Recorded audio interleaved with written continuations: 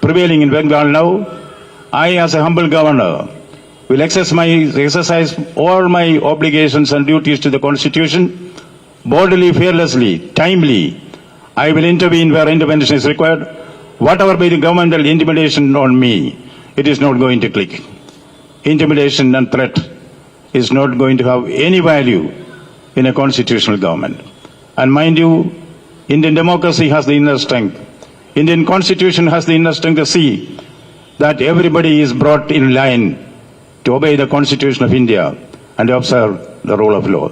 That's all what I have to communicate to you now for the time being. Thank you.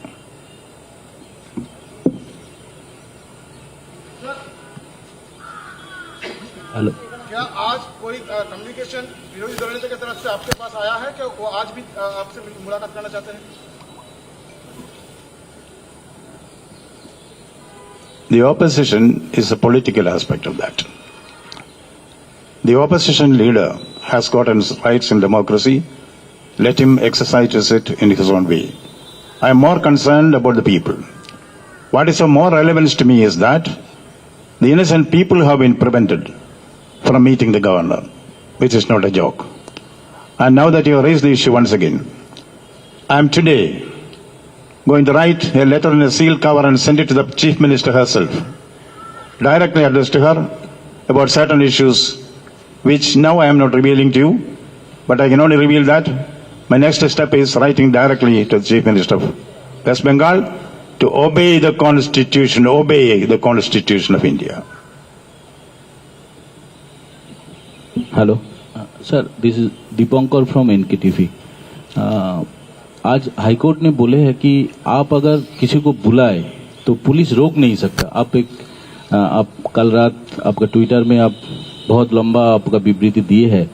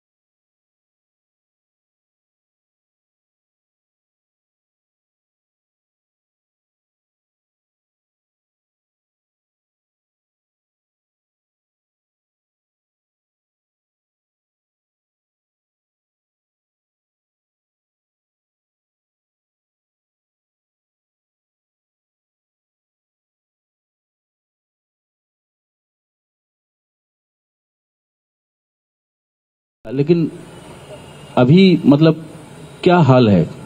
कोई आना चाहते हैं, आ नहीं सकते इधर.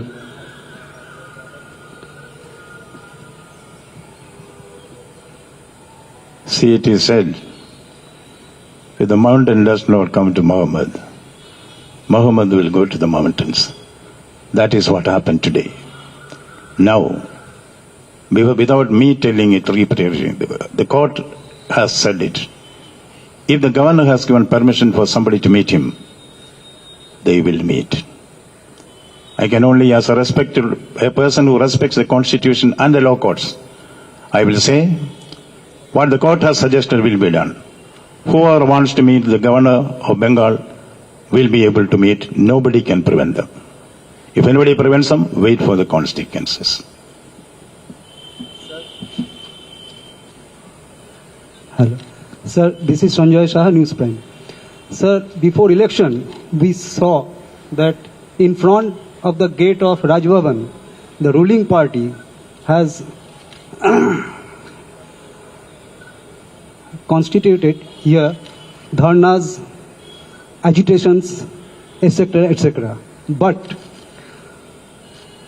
yesterday, the leader of opposition, along with the victims, with valid permission of Honorable Governor, they couldn't enter in the Raj Bhavan. And before the gate of Raj Bhavan, they have been blocked by proactive police. And you also wanted the report from Chief Secretary and Home Secretary of the state. What is the outcome about the situation? Wait and watch.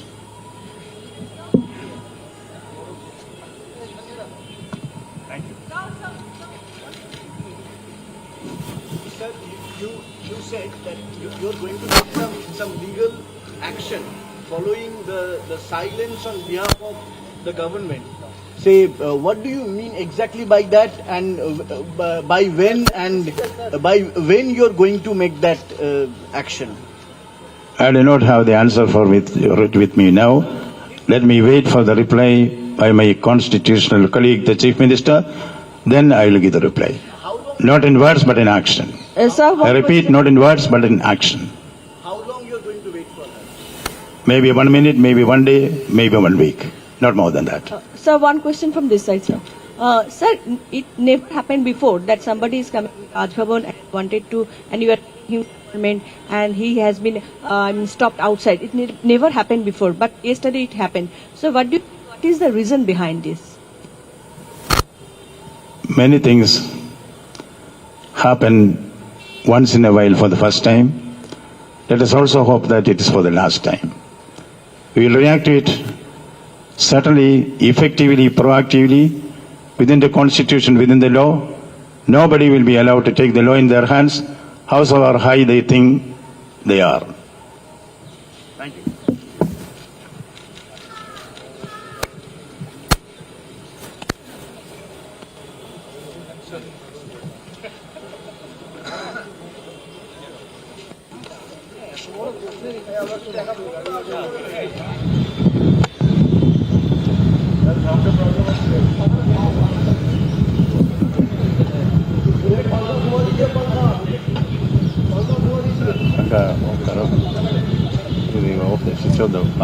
You can yeah.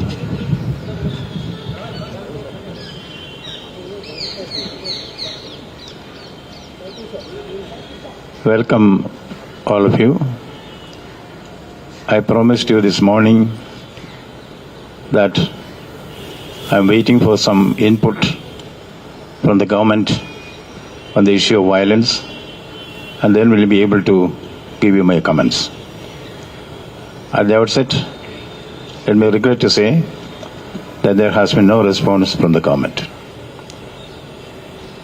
The background of the incidents that took place yesterday, that is the unpardonable act from the government of preventing the victims of violence from airing their grievances to the constitutional head of the state, that is the government, is deplorable. That situation was brought to the notice of government yesterday. Specific issues were raised for government to answer. Why truth has been prevented on the streets from reaching the place where from it expected redressal to the grievances. Truth cannot be suppressed.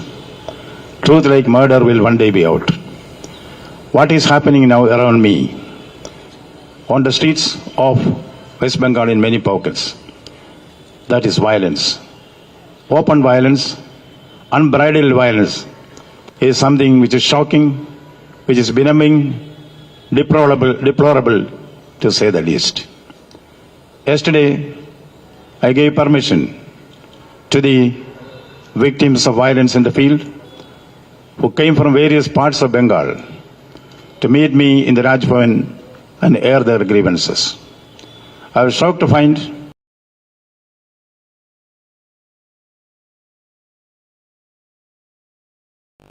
that on one reason or the other, they were all prevented from exercising their democratic rights or defending their lives. As you know, the right to life is an inalienable fundamental right in the Constitution of India. Every responsible government, every civilized government has a right to defend the Constitution. But here is flagrant violation of the Constitution, not once but many times, over and over again. To be specific, under Article 167 of the Constitution of India, it is mandatory, underlined mandatory, on the Chief Minister of a state to give reports and information to the Governor whenever it is called for.